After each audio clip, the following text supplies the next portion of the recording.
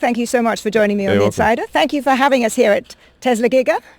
It is really hard to introduce you without using superlatives. I mean, you are doing, I think, more to build the future than literally anybody alive right now. I'm doing a lot of building in general. You're doing a lot of building? An instinctive builder, I suppose. I just You like are. building things. You are, but you're building... Run around building things all day long. You run around building a lot of things. Yes. You pioneered electric vehicles, you've revolutionized space travel, you've got a cutting-edge AI model now, humanoid robots. Can we start this conversation by you putting all of this together? Tell me what the world's going to be like in, let's say, 10 years, if you succeed. 10 years, so we're talking 2036. Yeah. Hopefully we'll both be around. Hopefully, yes. We can. Probably. Most likely we will be. It's hard to imagine the future where there's not an overwhelming amount of artificial intelligence.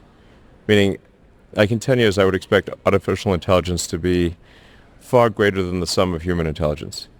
Far greater. In fact, I think AI may exceed the sum of human intelligence in around 5 years. In 5 years? Roughly 5 years is my guess.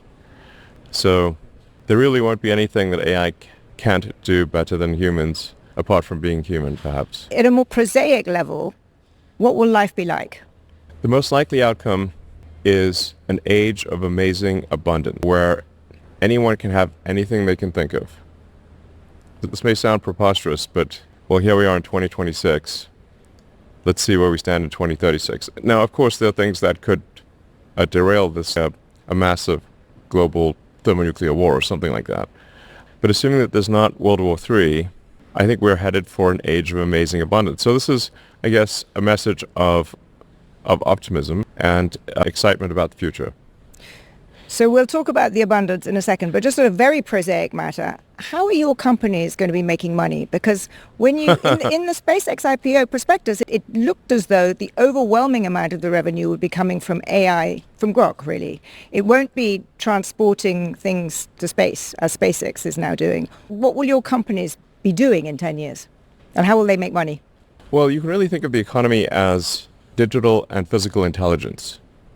So what we have right now advancing very rapidly is digital intelligence, obviously, with AI that is, it seems that, well, almost with every passing week, there are more AI breakthroughs.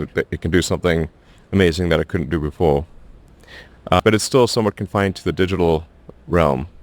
It doesn't have end effectors. You need the end effectors in the form of humanoid robotics. You need basically lots of bots. In a nutshell, you need lots of bots. And then you can go from intelligence manifesting itself only digitally to shaping atoms. And you say, what is an economy? An economy is the production of goods and provision of services. And if you have vast numbers of robots with vast amounts of digital intelligence, you have a sort of a quasi-infinite economy. So this is really... The future is going to be very, very different from the past. There's no analogy or metaphor that I think illustrates the magnitude of change that we're going to experience here. I understand that, and I'm also trying to figure out what that world will look like.